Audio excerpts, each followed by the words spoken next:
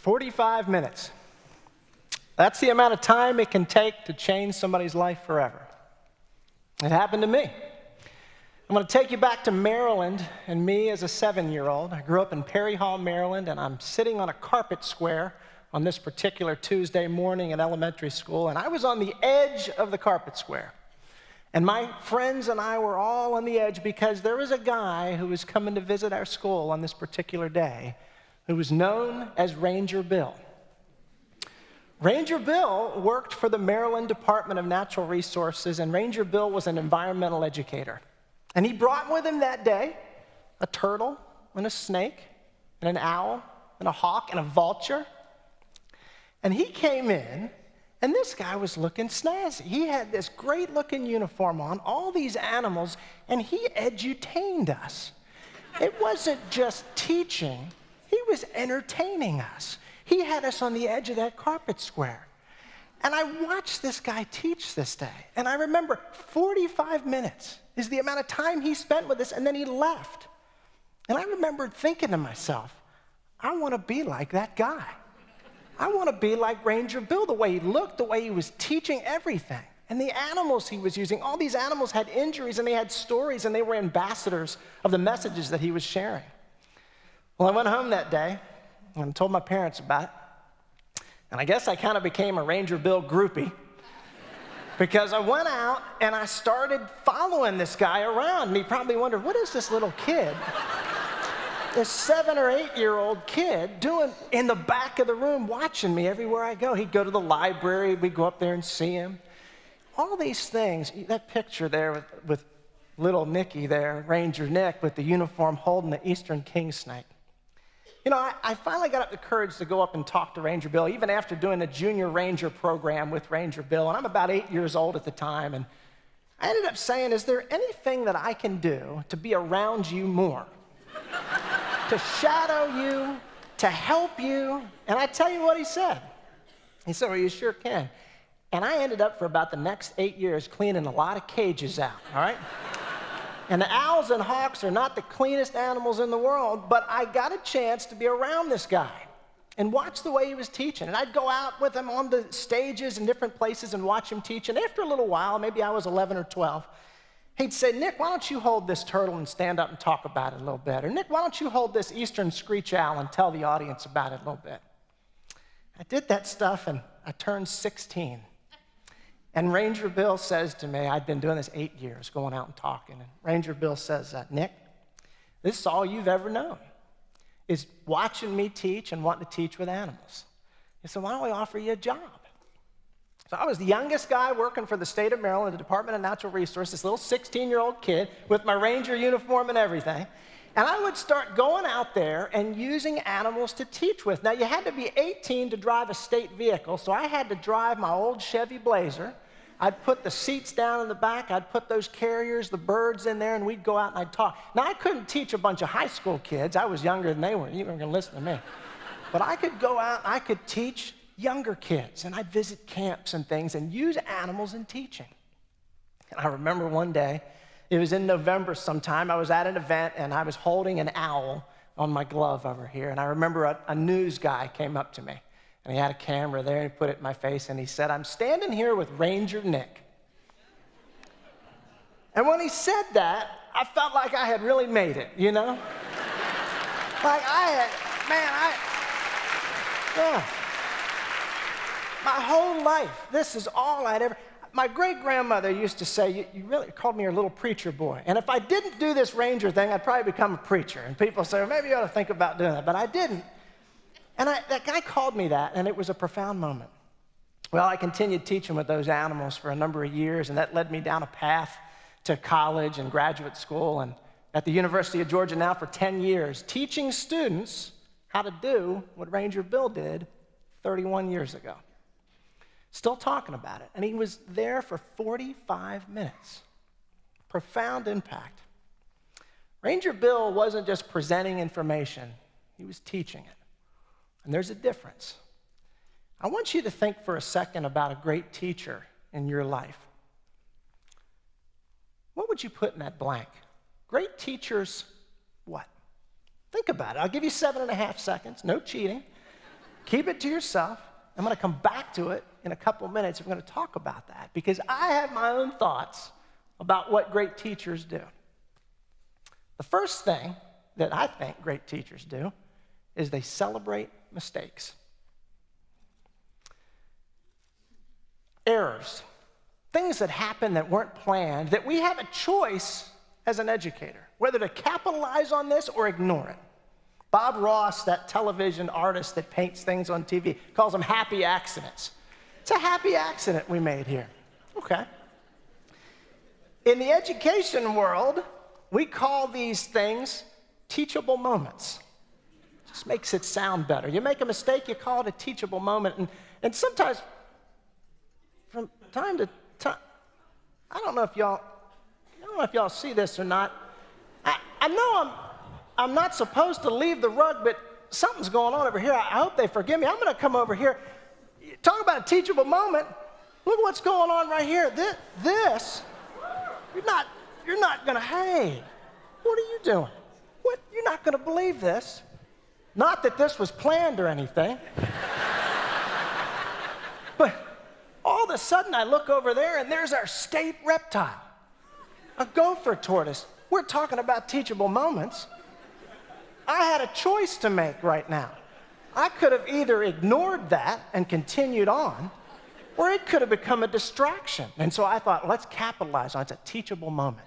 So let's talk about, if you don't mind, indulge me for a second. Let me tell you a little bit about Shelley. Okay, this is Shelley. And look at the face. I mean, is that not the cutest? Shelley is 12 years old. She'll get almost 100 years old when she's at her maximum lifespan. She'll get about 3 times this size. Shelley is a gopher tortoise, a state reptile. A lot of people didn't know Georgia had a state reptile. That's pretty cool. She is a keystone species. Man, that sounds important, and it is. Just like an archway has a bunch of stones on it, and there's one stone at the top that holds all those other stones in place. If you take that key stone at the top away, all the other stones fall down. You take this little lady out of an ecosystem, keystone species, all these other animals are going to be impacted because she digs these gigantic burrows in the ground that are the size of a school bus. And when fires come through in South Georgia and North Florida, all the animals that the fire would otherwise burn up, these animals go into her burrow. So she is essential in an ecosystem, and she is a species of concern right now. These guys and gals aren't a whole lot out there anymore, so we got to do what we can to help them. So I'm so glad that she decided to make a little entrance. Every once in a while, she'll kind of oh, look, she's waving at you. Look, look. You do that to kids, and the kids, everybody's waving back, you know. That's just something else. All right, lady, well, I tell you what, Miss Becca's going to come out here, a turtle herder. Thank you, Becca. I'm going to give her back to you. Look at that. She's frisky now. Be careful. Yeah. Celebrate mistakes. Next time you make a mistake, call it a teachable moment. You'll feel a whole lot better about yourself and other people. It's a teachable moment.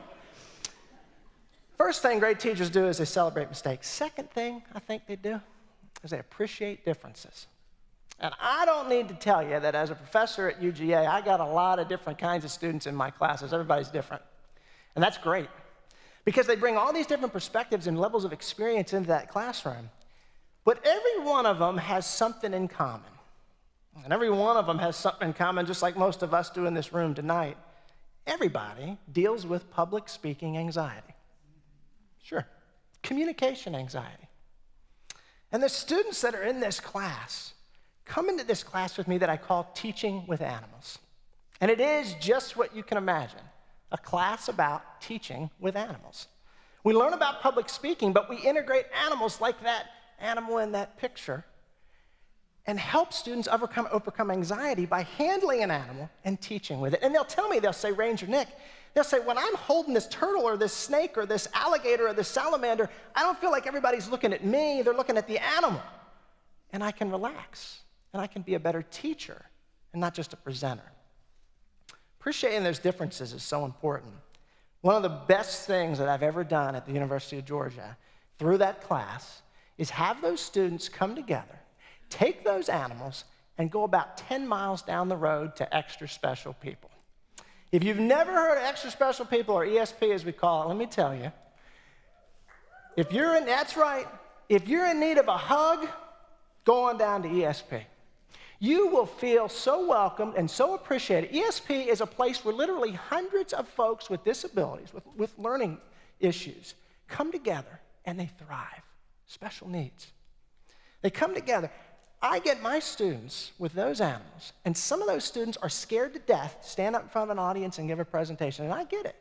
But they go to ESP, and they see those faces, just like my student Dakota there, and they take that snake out, or that turtle, or that salamander, they interact with those special needs kids, and they see this difference that they can make. Those participants look at my students like they're celebrities. They come to ESP and they want to take pictures together. They know the animals by name. And my students visit there, and it builds their confidence, appreciating differences. Think about ESP. I tell you what, an incredible organization. So the second thing great teachers do is they appreciate differences. The third thing that great teachers do, I think, is relay feedback.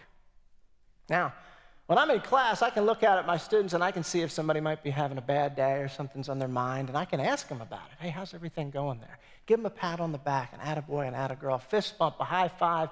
Everybody needs that positive feedback. We're so sometimes caught up on negative things that we don't take time to say, hey, you did a good job on that. Well, students of mine know that I enjoy grading. Grading my assignments tells me how I'm doing as a teacher. It's a really cool thing. And my students know that if you get a 90% or above on one of my assignments, I put a stamp on it.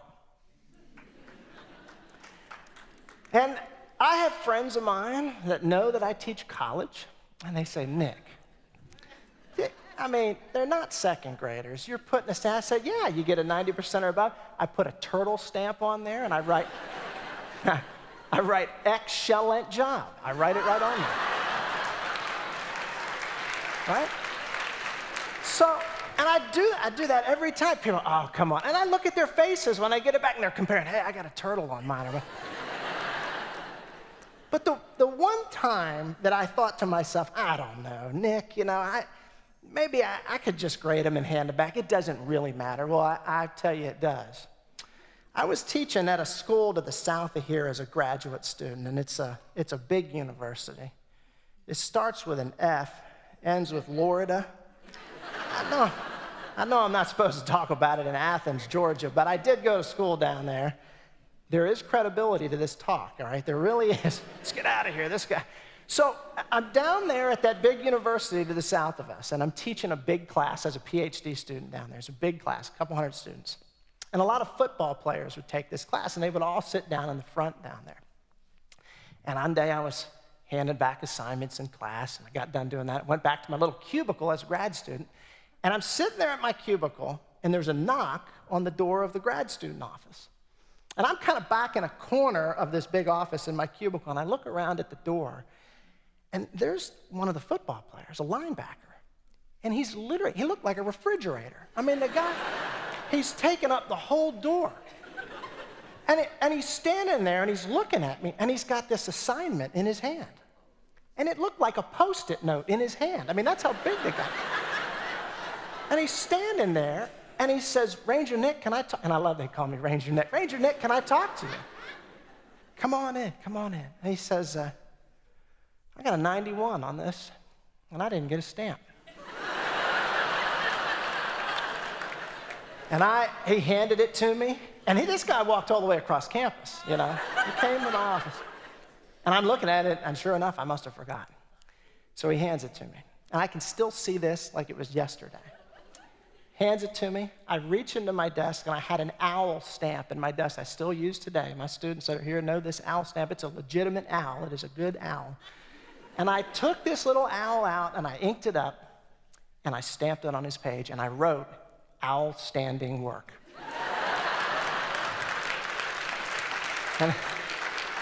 And I handed it back to him. And he walked out of there just as proud, smiling, like he was going to go show his mom, Ranger Nick, I earned an owl stamp.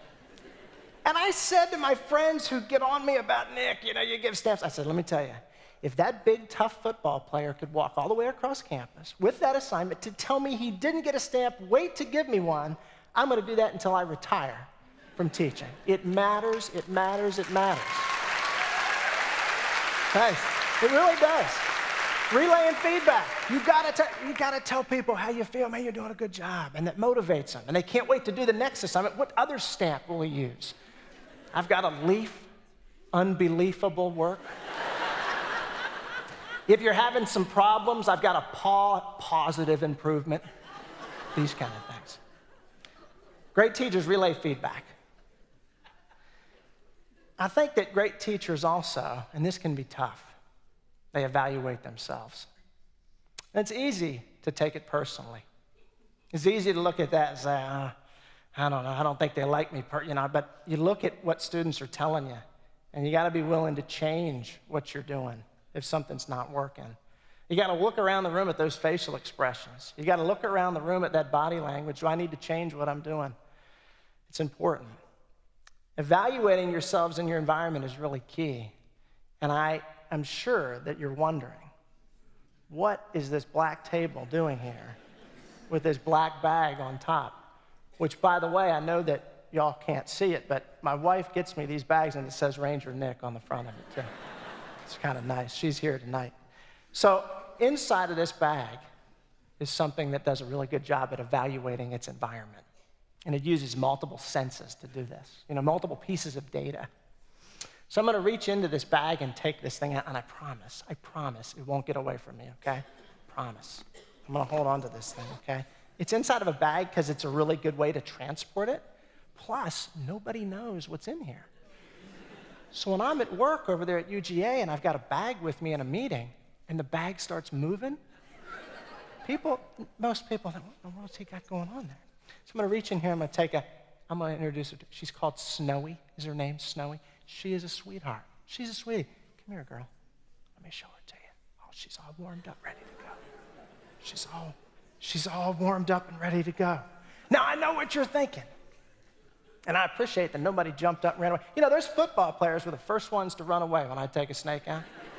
Tough guys. I know you're wondering, first thing, is it a poisonous snake?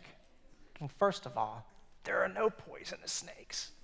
They're only venomous or non-venomous. This is a corn snake. This is totally hard. They don't pay me enough to mess around with venomous snakes. So it's a non-venomous snake. It's non-venomous. Snowy is a corn snake. Snowy is a snow corn snake, is what she's called. Beautiful little lady. Now, this begs the question, though. How do you tell if a snake is venomous or not? People ask me, what do you do? Well, if you look it up in some of these textbooks, here's what they tell you. First thing they say is, look at the shape of their head.